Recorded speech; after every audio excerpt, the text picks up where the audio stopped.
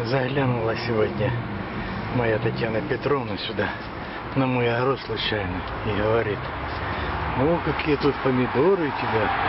Я говорю: это помидоры черри, тут 3 сортов. А вот то, говорит, что за помидоры, то вдалеке. Ну, говорю, то комнатные помидоры. Вот, или как балкон, или комнаты. А она говорит, спрашивает: а что тут там один, он такой, какой-то такой, не такой. Сейчас я вам покажу. Вот они, видите. Первый номер, второй номер и 2 третьих. Ну вот они какие-то такие. Она говорит: смотри, вот один засыхает. Ты что, не поливаешь? Я говорю: да что я не поливаю? Поливаю, все. И он вот какой-то такой вот. Но она говорит: отдай мне их, я буду за ними смотреть. Она там на кухне разводит цветы, ну всякую всячину. И вчера мы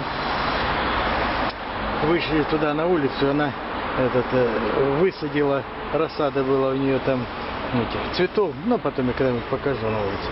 Вот, место освободилось, она мне говорит: отдай мне вот эти помидорки, я за ними буду следить. Раз ты так их поставил, непонятно, что за ними не очень хорошо следишь. Вот, и я говорю: хорошо. Так что я сейчас вот решил вот эти вот помидорки комнатные. Ну, не знаю, что она там будет, рассаживать она их или нет. Ну, скорее всего, нет. Но там еще у меня семена есть, если что захочет она заняться комнатными помидорками. Вот.